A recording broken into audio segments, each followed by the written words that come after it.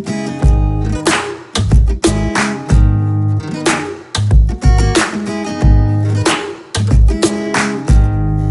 and welcome to another episode of Business Class. My name is Shantanu Prakash, and today we have a very special guest, Vineet Sodhani, who is the Chief Executive Officer of India's largest media advisory company, a company that advises clients on hundreds of crores of media spend. And Vineet was telling me that your products generate 5 to 10 times return on investment for your clients. And that is something fantastic. This is an age where we talk about low small digits, 10%, 15%, but you claim 5 to 10x. Tell us a little bit about how do you achieve this and what exactly does your company do? Yeah, so Spatial Access has been in existence for almost 15 years now. And because our core objective is to save money, I think we should first display that ourselves. So whatever the clients invest in media or marketing, our job is to make sure that it is efficiently spent and it's bought, the media is bought in a more transparent manner. These are the 2-3 things that we do for all our clients. In the last 15 years, we have worked with some of the smallest spenders on media and some of the largest spenders in media. So with that experience, we have been able to give 5 to 10x the returns that they invest with us. And from year on year and every year, this has been repeating. Some of the clients have been with us for ever since our existence. So it's been like 15 years and many clients are with us ever since. And we keep gaining new clients as we speak. And that's one of the things that we do. Sure, Vineet. So sounds like a very interesting job that you do for the entire media industry, and we live in an age where media is all around us. It's all pervasive. In some sense, people are talking about the fact that there's too much media, overload in some sense. And so to help people navigate this maze called media itself is an interesting job. So if I look at your career, starting with big dreams in a small town. Right. But you did some things to realize those dreams, right? Dreaming is one thing, but making things happen is another sort of quality. Right. And sort of if I go back a little bit into your life, you did your MBA from Pune University. And after that, you decided to get into market research. Why market research? Was that a conscious decision or something that just happened to you? Because a lot of times in India, things just happen to us and we sort of get blown with the wind. So what happened to you that you actually got into market research? Well, that was actually a mix of need and opportunity, both at the same time. During college, I wanted some money to spend on myself, which I didn't want to explain it to my father, and therefore wanted to work. And market research was one of those industries at that point in time where you could be an interviewer and work and make some money on the side. So I joined ORG Mark, and that's where the interest in research developed. And ever since that, I have been interested in research. So actually stumbled to ORG Mark, but then I've been with the research industry for 10 years after that. So it was a mix of that. So I think the other inflection point in your own life was when you decided that your company will acquire a company in the US, and that itself is a pretty interesting story. And then they chose you to go to this small city in the US called Portland and take charge of a US company. Okay, and you are not US born, US bred, US educated. So how did that happen? Was it like jumping into a cauldron of hot oil? And how did you sort of learn to adapt to that sort of new situation in your life? Yeah, so US was, when it happened, it was very interesting because I was very excited about the whole opportunity. So initially I had moved to Chicago in a small suburb called Evanston, where we set up the company, and then we ended up buying GCR. And so I was not leading GCR, I was handling one of the small divisions. But where did the confidence even come inside you to even go to Chicago and start a company out there? So sometimes, when you're young, there's something called the junoon. So you're just going there, and you'll see what happens. I did good work in IRS, and partly I would say good work, and partly you're always lucky to be chosen, the guy to be going there and setting it up. So while I was chosen, the initial period was it was full of struggles, because I was the chaprasi and I was the chairman of the Chicago office. So I was the only guy operating there. Like a one-man startup. Like completely one man. There was no one there, right? Okay. Not even a single soul. There were no colleagues. So akele, you are working alone right in the morning till evening. So if you are bored, and this is, I'm talking 2006, that's when I discovered Netflix. So that Netflix was my partner and my family was in India. But we did work there. So you would do cold callings, and you would behave like you are the leader. So as I said, from chaprasi to chairman, and the entire role is yours. And then when we stumbled upon this company, who was one of our clients, and we ended up buying there, that's when the second challenge happened, where you need to adjust yourself and be accepted by the American people, the employees of that organization. And that was a very interesting phase, where you are the buyer, which is very strange, an Indian company buying an American company. So you are straight away seen as an alien, and people don't really open up to you, because you are the buyer and you are them, and they are a different entity, and you are alone out there. But it happened very nicely. The people were very good. And I made sure that I hung out with them, I drank with them, I invited them to my home. That was the first thing I did. I invited them to my home. And I clearly remember my daughter was just 1 year old, and Americans are, by the way, not used to, they don't touch. I mean, they're pretty, their friendliness is only, they just talk.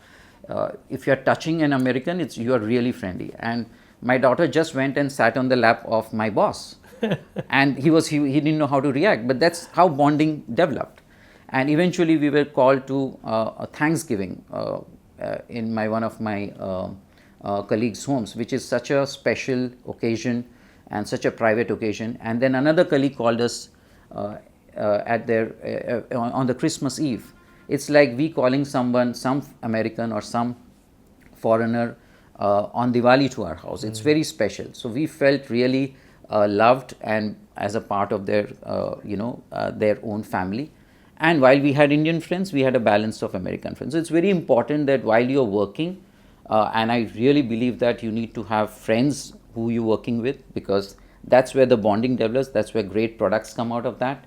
And then that's where you enjoy working. Otherwise, it's very, I would say, functional. So Vineet, the Indian work environment and the US work environment is obviously fundamentally very different. So is our cultural ethos, and the way we look at boss colleague subordinate relationships. Fundamentally, India is far more sort of feudal society, right? Absolutely. And you go from Odisha into Portland, and then you become loved by everybody. Okay, I think there's an amazing story out there as to how you calibrated their expectations and your response and your reaction to the work environment. So what were your key learnings from that sort of management experience or managing human capital, right, that you'd like to share? Something that you feel that you've taken back from your stint in the US? Yeah, very interesting question. And this came as a epiphany. It's almost like you don't read these things, but then you realize that there was a lady called Christy. She would close her computer at 5 o'clock and she'll be out of office. Then there was Brian, who would also do the same. And a big learning came for me is that in India, what happens is that we live two lives. We have a professional life and we have a family life. So we are stuck with, and of course you have a road life because you are traveling from one place to the other in India all the time. But in US and particularly in many Western countries, you have three lives. You have a family life, a professional life, of course, but you have a personal life. Everybody is investing time in themselves, in their interests, be it music, be it sports. They're spending time, and they want that me time, which is very important to them. In India, that's rarely seen. So after that, I realized that I need to spend some time on myself. and I keep telling my colleagues that I work with that, we are like a tree when we are young. It's a sapling. You keep, putting fertilizers, or you put water for the sapling to grow. But when we are slightly older, we stop doing that. But as human beings, we should keep watering ourselves, keep learning all the time, because that helps us grow better. But there's also this phase in your life where you took a sabbatical for a year, Yeah. and you actually wrote a book or Right. about the time that you decided to take some time off Right. and go work in a farm, a wine vineyard in France, and as a farm worker, and literally tilling the soil. Okay. Right. So how have sort of those ideas germinated in your head in the first place?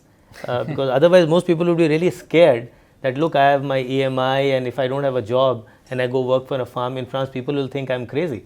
I think part of it developed in the US when you saw people pursuing things for themselves, which just, sometimes in India we are very, let's say, functional and result oriented. Many way, I call that Bhuaji's way of thinking, because if you tell my Bhuaji, Bhuajis are great, but if you ask them what do you do, and then the next question is kitna kamata hai, how much money do you make? That's we always try to compartmentalize. कौन सी गाड़ी चलाते हो, कहाँ रहते हो, कितना कमाते हो, and not so much about experience. It's about results, not experience. And therefore, in US, it taught me that it's important to love what you do. And therefore, these small tints, like writing a book, was always a thing on the cards, and I did that, co-wrote actually with my boss, as I said, a show. And I want to write another one. But this thing of working at a vineyard was actually, the original intent was to work in a single malt factory. But then when I was doing my research, I realized that single malt factories actually in Scotland and other places have very few workers. They don't really need workers. And I stumbled upon this site called, it's called Woofing World Organic Farming, where if you want to learn organic farming, you register yourself and go to a farm and work as a farm worker. The family keeps you as a guest, and you are taken care of your food and all, but you're not paid. So, but you learn, and therefore you enjoy. So, I figured out this farm in Bordeaux, an hour from Bordeaux in France, and I worked there for almost a few weeks and stayed with this French family. And I was the oldest worker because the others were all youngsters. There was a 18-year-old girl from Hawaii. There was a 28-year-old guy from Spain, and I was like 42 then. I mean, if you count the weekends, that is. And then you realize that their understanding of India was absolutely demolished when they worked with me and they saw me working over the next few days. And my understanding of French high-nosed family was completely, shattered when I looked at them. They were so real. They were so simple people. And those are the things you want to do in life, and that's what it's all about. So great to know who you are and what makes you happy. Itself is a $1 billion question, right? I mean, easier said than done, because normally we don't do introspection, we don't do reflection, and then there is this, as you say, Buaji's framework, which is weighing heavily on our heads, which means conventional formats of success that one has to liberate oneself out of. And I see a lot of people when they are early 40s or some life crisis happens to them, they go for meditation, they go join something, trying to discover themselves. But do you think this is possible to do that at a very early stage in life? Perhaps this 3 lives formula that you were talking about, the way people do in yourself, professional life, personal life, and just family life. So this right. 3 life formula. So how does one make this happen in a practical way? Well, I mean, it all happens with, like in this earlier phases, what we do is that I would like to understand from you that you have, we discussed about a little bit about your career. This is a question actually I would like to throw to you, because like I have changed careers. You have also done similarly. So what is your understanding about how does one deal with these situations? So, Vineet, from my own personal perspective, for example, I think what is very important is that you have to learn not to take things for granted in your life. A lot of people, when they are on to something good in life, they feel this is going to continue forever. And the fact of the matter is, if anything, it's not going to continue. Right. The other thing is, if things are not going your way, you feel frustrated, you feel depressed, you feel demoralized, and you feel I'm good for nothing. But we all know in reality, if you look back at our own lives, that is also not a situation that is going to last Correct. forever. So neither success nor failure lasts forever. So what to do about it? I think, our whole education system, which is so focused, for example, on what marks did you get, focused on outcomes rather than experiences. Right. We don't ask a question, what did you learn? The parent asks the question, how many marks did you get in class? And the next question is, what did so-and-so other person get? So it's always, being in a spirit of competitiveness rather than being in a spirit of harmony with yourself. And I think the key is to start very early in life, because thinking about success, thinking about your own life doesn't happen when you're 45 or 55. It has to start when you're 15 years old. So I think needs a fundamental shift in the way, we do parenting, for example. Absolutely. Parenting is very important, and I'm sure you have a young daughter.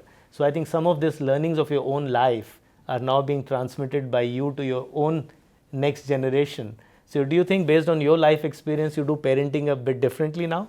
Oh, I mean, absolutely. I mean, I see, our parents did what they saw around them. So, they did the best for us. But I always have my daughter, I ask her, why don't you play? Even if the exam is tomorrow, why aren't you going down and playing? I mean, play is a big focus area for us. And the other thing is that if you love reading, even if whatever comics and all, choose one thing in life that you're really passionate about. Even if it's reading, even if it's playing video games, but then you be an expert in that. I mean, they just go all out, whatever it is. If it's biology, that's great. If it's video games, that's great. That's okay. So those are the two things. Like, you need to keep playing. Sport is as important as studies, and be passionate about at least one thing and just go after it all out. Yeah. So Vineet, now that you are the CEO of this super hot media company, and I'm waiting for the day when you decide that now you're bored, you've done your job, so we will meet again and figure out your next sort of gig in life. But talking just a little bit about the media industry, okay, how do you see the future? Okay, do you see a lot of disruption going to happen in this space? What's your take on the future of media?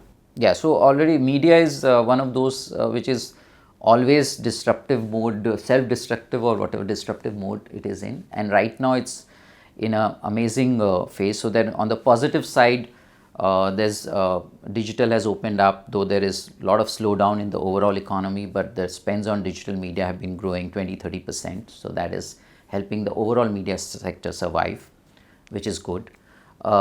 One thing which is going to be very critical this year is that two of the largest media companies in the country, which is Zee and Star, are having new owners. So Zee will have a new owner, and Star is already having a new owner. It will be very interesting to see how under the new leadership, two of the largest media companies are operating. And finally, having said that, this year, though there was demonetization and there was GST and all those things that happened in the last 5 years, but media still continue to grow at 8 to 10%. This year is very challenging. This quarter has been one of the worst quarters for media overall, though digital has been doing well even there. But there are a lot of other things that media companies have to be looking at. For example, how the most important issue is the issue related to transparency, that what they are spending, is it accounted for, and that's where the focus is going to be. Thank you so much, Vineet, and wish you all the best. Thanks. For the next disruption in your industry and also in your personal life. Thank you so much, Shantanu.